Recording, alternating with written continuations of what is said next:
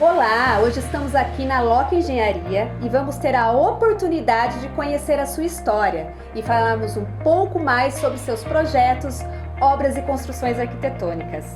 Atualmente, a Loki tem 5 áreas de atuação: comercial, corporativo, casas de altíssimo padrão, prédios residenciais e galpões industriais.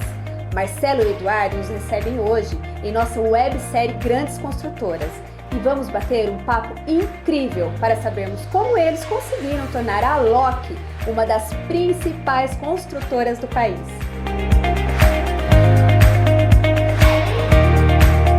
E eu quero começar esse bate-papo agradecendo ao Eduardo, ao Marcelo, por nos receber, né? Ter um espaço aí, uma brecha nessa agenda requisitada dos dois, para termos esse bate-papo gostoso hoje. Obrigada, Eduardo. Obrigada, Marcelo. Queria começar sabendo um pouquinho para as pessoas que estão nos assistindo, como que começa a Loki? Como que se começou essa história? Conta um pouquinho para a gente. Vou deixar quem começou falar. Essa história começou num sonho de criança, de poder fazer um trabalho que nem esse e ajudar a formar pessoas para o Brasil. Para que seja um Brasil melhor, para que tenham mais condições de disseminar experiência, profissionalismo. E isso começou agora dia 6 de maio, vai fazer 32 anos, numa empresa onde a cadeira era emprestada, a mesa era emprestada, no escritório emprestado para um amigo, e só com a vontade de dar certo.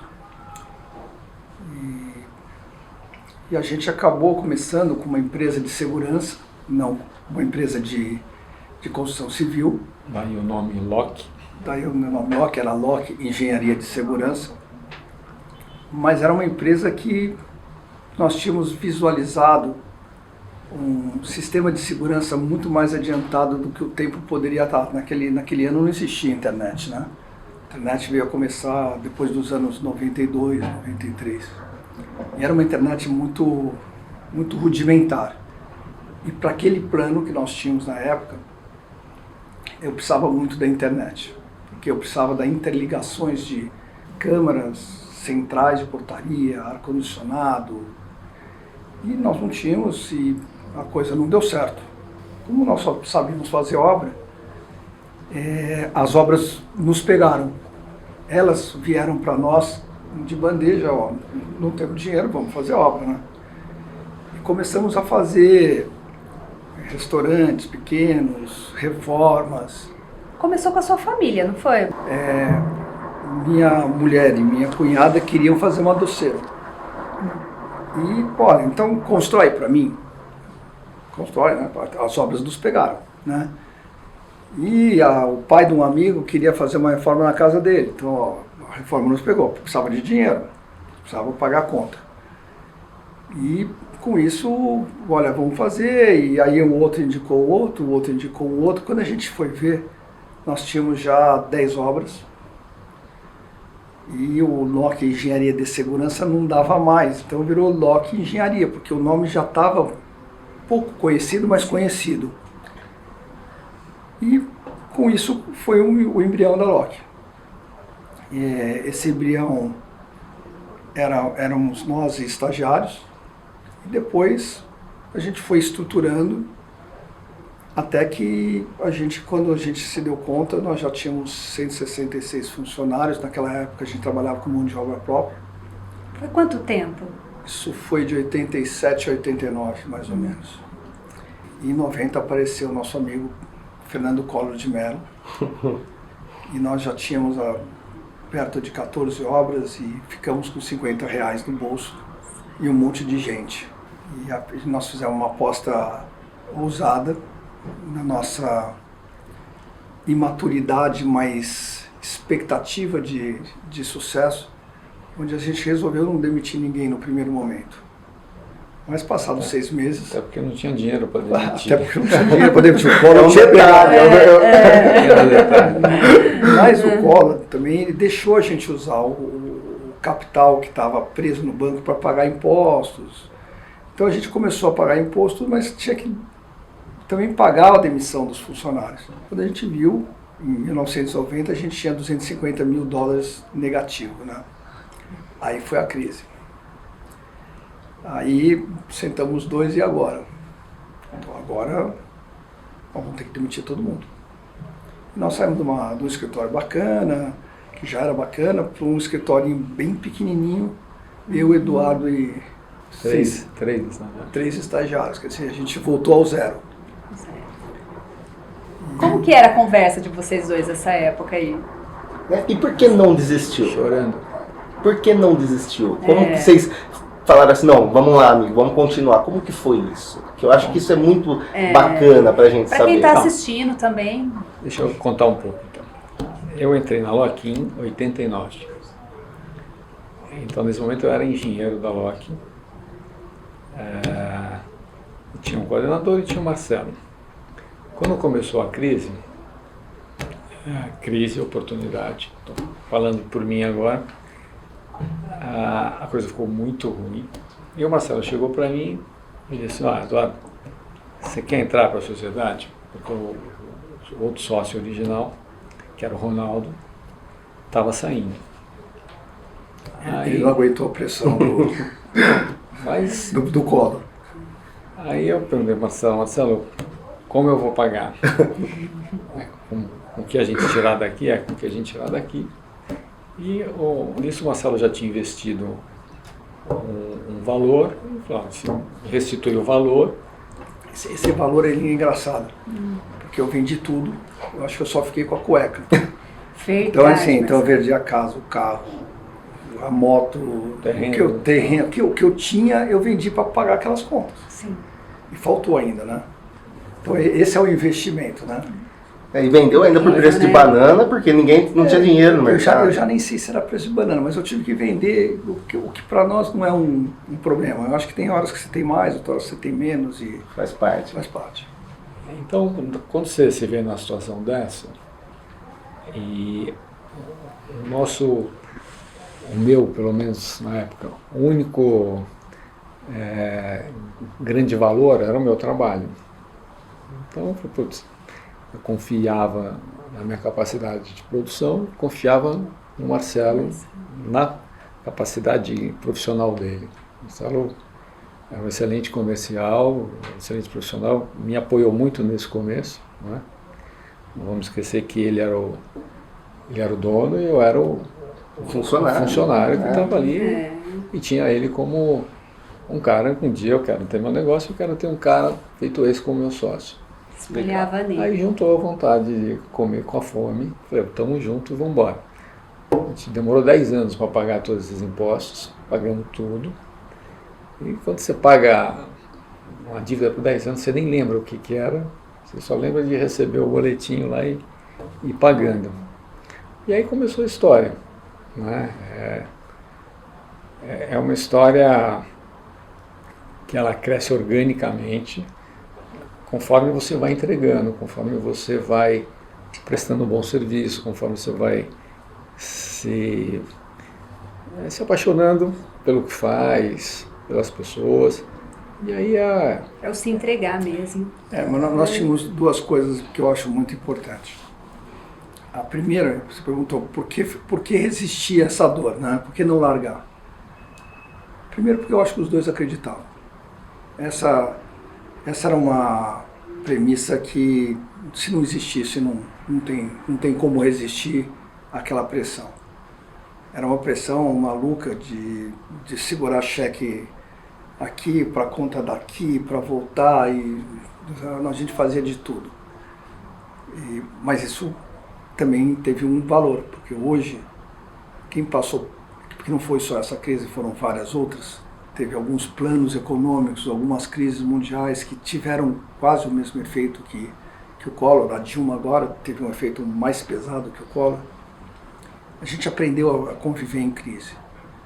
Mas talvez, além do acreditar, e eu acho que o acreditar é fundamental, você pode ver que você tem problema, mas você sabe que ali no fundo tem a luz do túnel. Você consegue enxergar o caminho.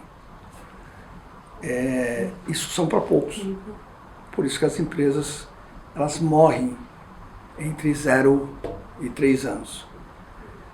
Agora, tem um fator que eu acho fantástico, porque o afinamento entre eu e o Eduardo, durante esses nossos 31, 30 anos, ele é um afinamento muito interessante, porque ele é, além de muito um acreditar no outro, um confiar no outro, tem uma complementariedade de estilos.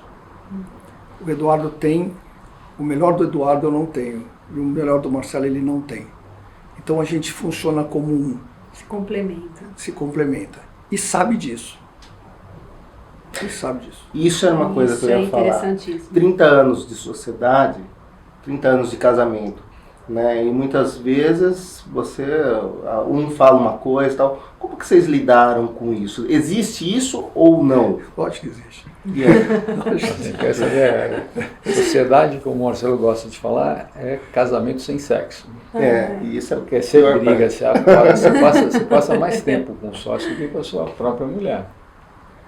E teve situações em que a gente foi fazer terapia juntos. De casal. legal. E foi muito legal. Porque Isso, em várias vezes que eu fiz entrevista, eu nunca vi alguém falando isso. E isso daí eu acho que é uma dica para quem está assistindo, incrível. Imagina, é um relacionamento e fazer terapia, os sócios, junto. E olha que coisa legal. A gente conseguiu descobrir que o Marcelo é um cara que fala para pensar, fala para organizar o pensamento. Eu sou um cara que pensa para falar. Então imagina a confusão que é o cara que está jogando a primeira ideia e o outro cara que já rebate a primeira ideia que precisava ser maturada ainda de ser colocada. Quando a gente descobriu isso, mudou. As fichas caíram. Plim, plim, saí da terapia assim, ó, plim, plim, plim. Então, quando eu ia falar, uma coisa, olha, é um brainstorm, não enche, escuta primeiro. E eu já sabia que era brainstorm, também já segurava. E melhorou muito a comunicação. Agora, a gente tem um apreço à psicologia. A grande maioria dos diretores aqui da LOC tem um curso de psicologia aplicada a negócios, um curso de 2 anos, com o Luiz Fernando Garcia, que faz com que a gente comece a olhar não só para o lado técnico, mas para o lado humano e consiga entender melhor como se relacionar com as pessoas.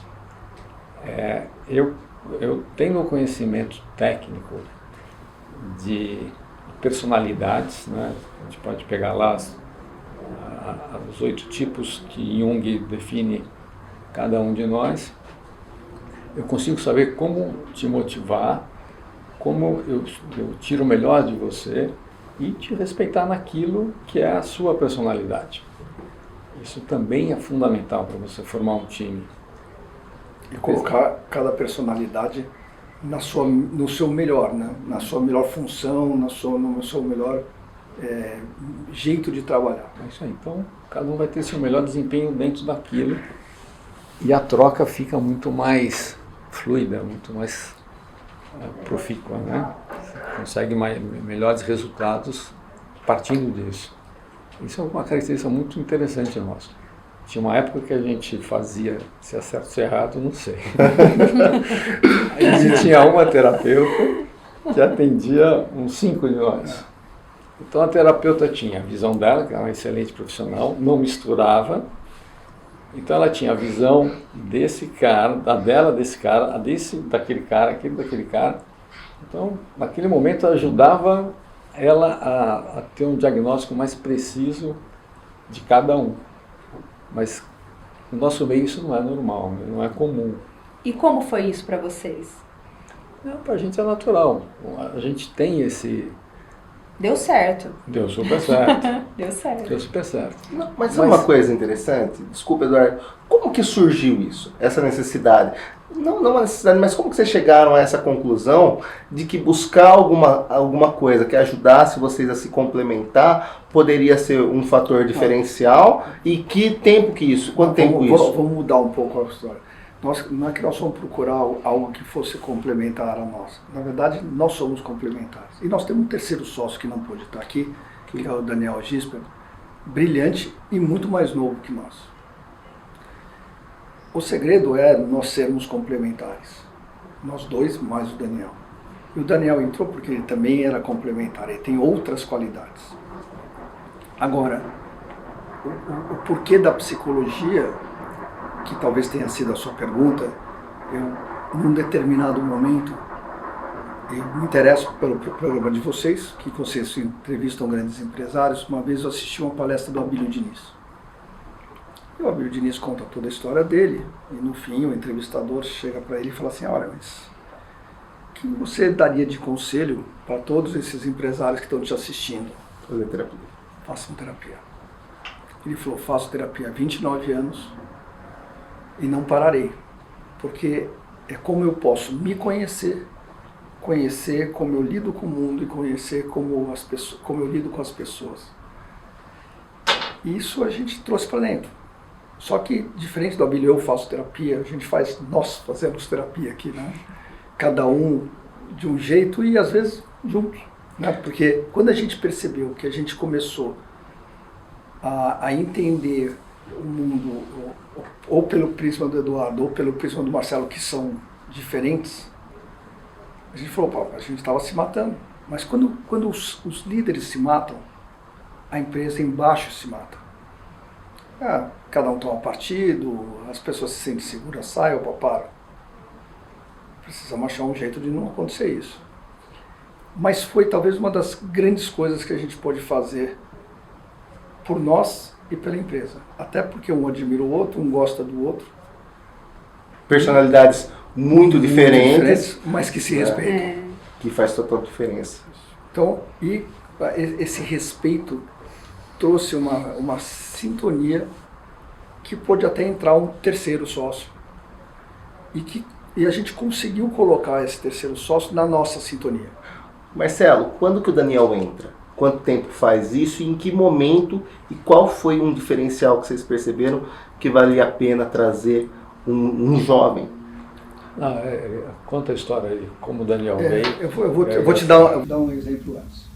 Eu acho que ninguém consegue crescer, principalmente modernamente, se quiser simplesmente explorar o trabalho de pessoas. Quando eu falo explorar, não é escravo.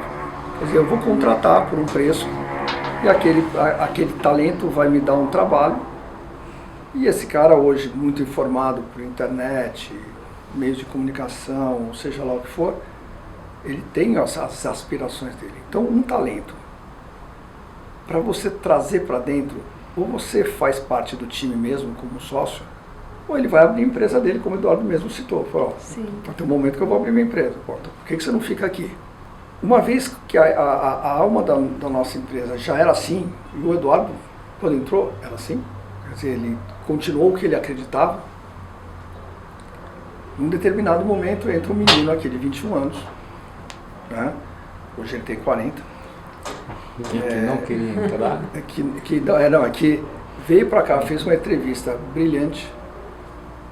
E eu pergunto para ele, falei, como você se vê no futuro? Ele falou, na sua cadeira. Uau!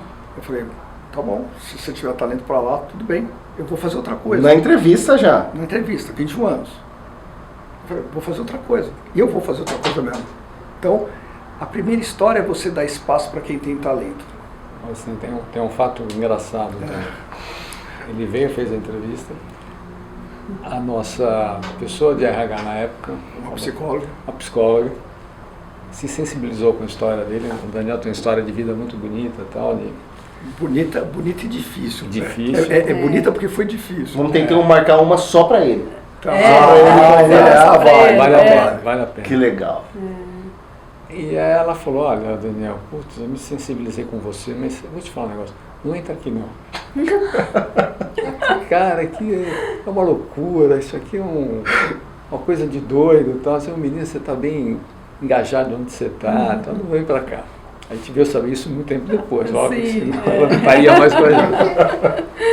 Aí o Daniel liga para o Marcelo e falou, Marcelo, puta, eu estou ligando para dizer que eu não vou. Aí o Marcelo falou, o jeito do Marcelo de ser, eu não aceito essa resposta. Você vai vir aqui, você vai trabalhar aqui com ele. Isso impressionou o Daniel de tal forma que ele acabou vindo. Como é que você fala assim, não aceita que eu não venho?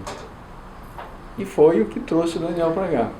A gente tem esse talento, eu tenho, o Eduardo tem, o Daniel também tem, de saber reconhecer quem é o cara que se parece com a gente, vai fazer um trabalho complementar e isso vai agregar valor. Então, quando você fala com segurança, você fala, não aceito não como resposta, vem aqui que você vai trabalhar com a gente.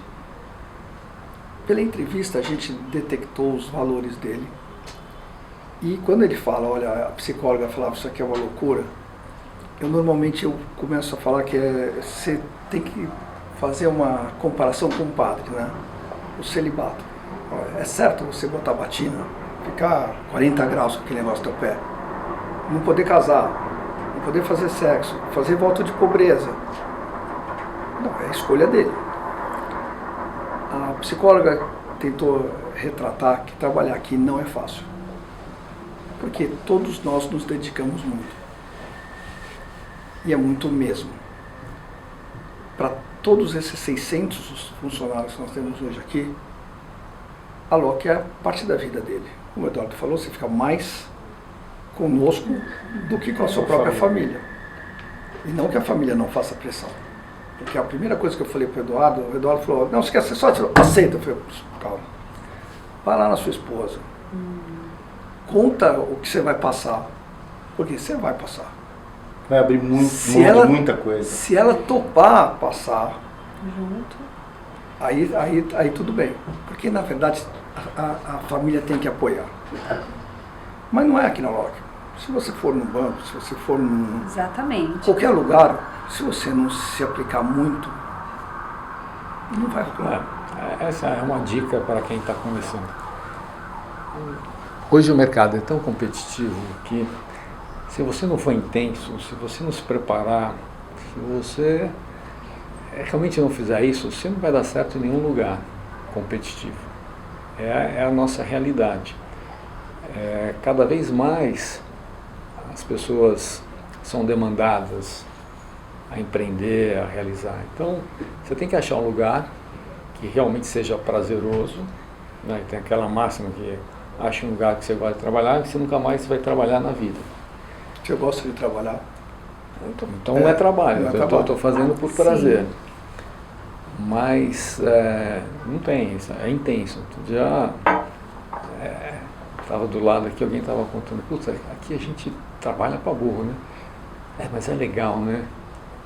Se eu ouvir isso de um jovem, é bacana, porque hoje a resiliência é uma característica que você já não vê com tanta facilidade. Principalmente na geração Y. Hoje a geração Y tem lá a necessidade de performar rápido, de ter as respostas rápidas.